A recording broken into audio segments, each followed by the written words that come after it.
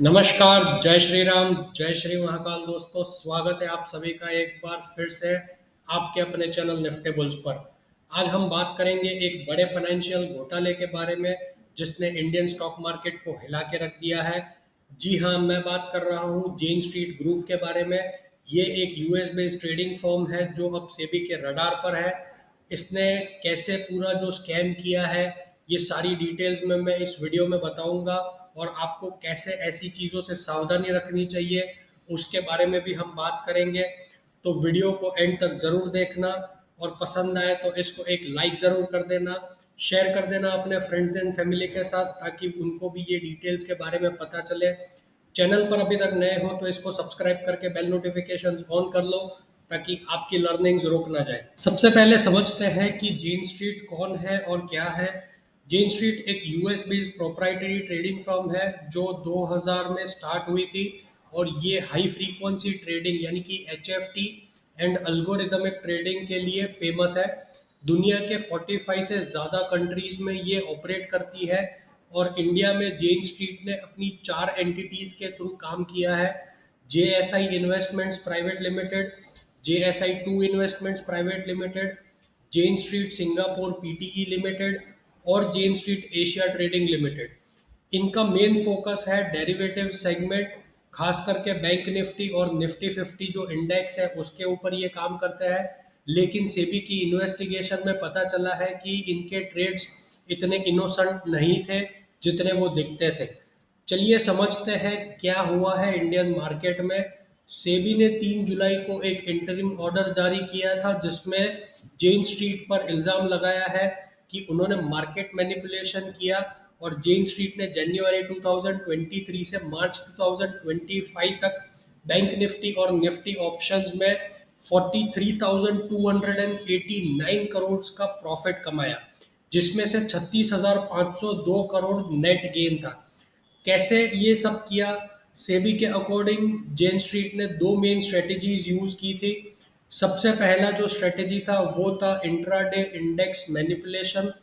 सुबह में trading session में जेन स्ट्रीट ने बैंक निफ्टी के स्टॉक्स और फ्यूचर्स में भारी खरीदारी की, जिससे इंडेक्स टेम्पररीली ऊपर गया, और फिर डे एंड में उन्होंने वही पोजीशंस अग्रेसिवली बेच दी, जिससे इंडेक्स में वॉलेटिलिटी आई और क्लोजिंग प्राइजेस जो है वो मैनिपुलेट हुई।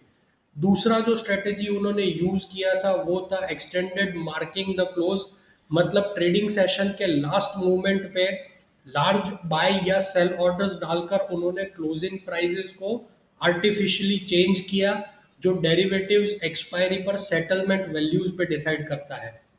एग्जाम्पल के लिए अगर मैं समझाऊं तो 17 जनवरी 2024 को जब एचडीएफसी बैंक के अर्निंग डिसअपॉइंटमेंट्स के बाद बैंक निफ्टी नीचे खुला, तो जेन स्ट्रीट ने 4,370 करोड़ के स्टॉक्स और फ्यूचर्स बाय किए, जिससे मार्केट में रिकवरी का एक इल्यूजन बना, और फिर डे के एंड में अग्रेसिव सेलिंग करके उन्होंने इंडेक्स को नीचे और स्टॉक ऑप्शन से 735 करोड़ रुपए का प्रॉफिट बनाया। चलिए समझते हैं सेबी ने इस पर क्या एक्शन किया है। सेबी ने जेन स्ट्रीट और उसकी चारों एंटिटीज को इंडियन सिक्योरिटीज मार्केट से बैन कर दिया है। साथ ही उसके अकाउंट में 4,843 करोड़ का एक एलिग्ड अनलॉफुल गेन को सीज करने का ऑर्डर भी दिया है। इनके बैंक अकाउंट्स, डीमैट अकाउंट्स और कस्टोडियल अकाउंट्स पर डेबिट फ्रीज लगाया है, जिससे ये कोई भी विड्रॉल ना कर सके। सेबी के नए चेयरमैन तुहिन कांता पांडे ने कहा है कि मार्केट मैनिपुलेशन को टॉलरेट नहीं किया जाएगा, और सेबी के real time trade surveillance, algorithmic audits और पोजीशन लिमिट्स जैसे रिफॉर्म्स इंट्रोड्यूस किए जाएंगे, ताकि फ्यूचर में ऐसी एक्टिविटीज को रोका जाए।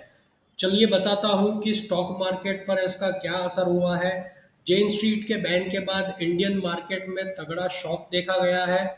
एक दिन में 12,000 करोड़ की मार्केट वैल्यू डूब गई है, और खास करके ब्रोकिंग फर्म्स जैसे नुवामा हेल्थ 11% डाउन था, तो एंजल वन जो कि एक दूसरा ब्रोकर है वो 6% डाउन था, और बीएसई एक्सचेंज का स्टॉक भी 6% डाउन हमको उस दिन देखने मिला था। डेरिवेटिव्स टर्नओवर में 13 टू 17% की कमी आई है, क्योंकि जेन स्ट्रीट अकेले कुछ डेज पर 25% ट्रेड्स हैंडल करता था, और रिटेल इन्वेस्टर्स को सबसे ज़्यादा नुकसान इसमें होता था, जिन्होंने 2024 में 93% डेरिवेटिव्स ट्रेड में लॉसेस फेस किए थे। चलिए इसको मैं एक एग्जांपल से आपको समझाने की कोशिश करता हूँ कि उन्होंने एग्जैक्टली कैसे मैनिपुलेशन करी थी। तो ओवरऑल अगर अभी हम बात करें बैंक निफ्टी के बारे में, तो बैंक निफ्टी अभी चल रहा है आज 7 जुलाई को अराउंड 57,000 रुपीज़ के आसपास। तो वो लोग क्या करते थे कि सबसे पहले वो लोग अग्रेसिव स्टॉक बाइंग, जो बैंक निफ्टी के हैवी वेट्स है उसमें एंड बैंक निफ्टी फ्यूचर्स में बाइंग करते थे, ताकि बैंक निफ्टी जो है वो ऊपर जाए। और उसके बाद जाके जब मार्केट एंड होता था तो वो लोग ऑपोजिट साइड की डायरेक्शन में सबसे पहले पुट बाइंग करते थे, और ऊपर से जो कॉल होते थे उनको भी राइट कर देते थे। और दोनों ही साइड पे बायर्स जो है और सेलर्स जो है उनको फंसा के उन्होंने जो डे ऑफ स्टार्ट में एक बाइंग करी होती थी उसको अग्रेसिव सेलिंग करके वो प्राइजेस मैनिपुलेट करते थे। और एक्सपायरी के दिन पे ये खास चीज़ें ऑब्जर्व होती थी, जहां पर उन्होंने ऐसे काफ़ी एक्सपायरी ट्रेड्स पे या तो क्लोजिंग प्राइजेस मैनिपुलेट किए थे, या तो ओवरऑल उन्होंने मार्केट को मैनिपुलेट करने की कोशिश करी थी। चलिए समझते हैं कि इसमें हमको मतलब रिटेल इन्वेस्टर्स को कैसे सावधान रहना चाहिए। तो सबसे पहले दोस्तों, avoid blindly following the market trends, क्योंकि जेन स्ट्रीट जैसे बड़े प्लेयर्स जो है वो मार्केट को मैनिपुलेट कर सकते हैं। और एक्सपायरी डेज पे वॉलेटाइल मूव्स के लिए हमें हमेशा ही तैयार रहना चाहिए।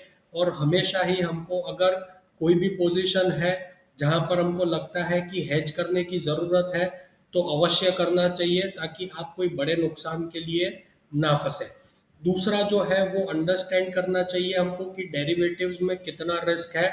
Options and futures trading risky है, स्पेशली जब एचएफटी जैसे फॉर्म्स जो है वो अगर इसमें इन्वॉल्व है, तो आपकी कैपिटल जो प्रोटेक्शन है उस पर आपको फोकस करना चाहिए और हमेशा ही हेज्ड अपने पोजीशंस को रखना चाहिए। तीसरा है stay updated with the SEBI regulations, जहां पर सेबी अब स्ट्रिक्ट सर्वेलेंस कर रहा है।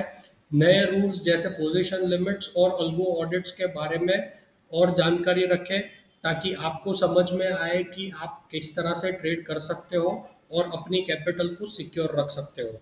उसके अलावा मैं अगर बात करूं तो fourth step is about diversifying your investments. एक ही इंडेक्स या स्टॉक पे डिपेंड मत करिए। डाइवर्सिफिकेशन से थोड़ा रिस्क जो है वो कम हो जाता है, एंड ज़्यादातर चांस ऐसे बन जाते हैं कि आपका कैपिटल फिर भी सेफ रहेगा। Choose reliable brokers is the most important point here, कि यहाँ पर हमको वो चेक करना है कि रेप्यूटेड ब्रोकर्स और सेबी रेगुलेशंस के हिसाब से ही हम काम करें। और दूसरी जो अनएथिकल एक्टिविटीज़ है जैसे डब्बा ट्रेडिंग या कुछ, उसमें ना फंसे और इन्वेस्टमेंट्स को अपने सेफ रखें। तो दोस्तों, जेन स्ट्रीट का ये जो एक केस दिखा है इंडियन स्टॉक मार्केट में, ये इतना वल्नरेबल हो सकता है, ये डिटेल्स मैंने आपको समझाई है।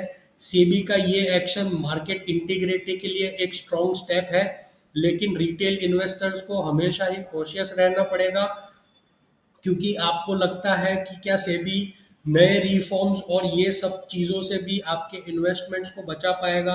कमेंट में ज़रूर बताएं, और अगर आपको ये वीडियो हेल्पफुल लगी है तो प्लीज़ इसको लाइक करें, शेयर करें अपने ट्रेडर दोस्तों के साथ, ताकि उनको भी ये जानकारी मिल सके। अभी तक अगर चैनल पर नए हो या सब्सक्राइब नहीं किया तो तुरंत सब्सक्राइब करके बेल नोटिफिकेशन ऑन कर लें, ताकि आपकी लर्निंग्स रुक ना जाए। मिलते हैं अगले वीडियो में ऐसी ही कोई इंटरेस्टिंग टॉपिक के साथ। तब तक के लिए जय श्री राम, जय श्री महाकाल, हैप्पी इन्वेस्टिंग।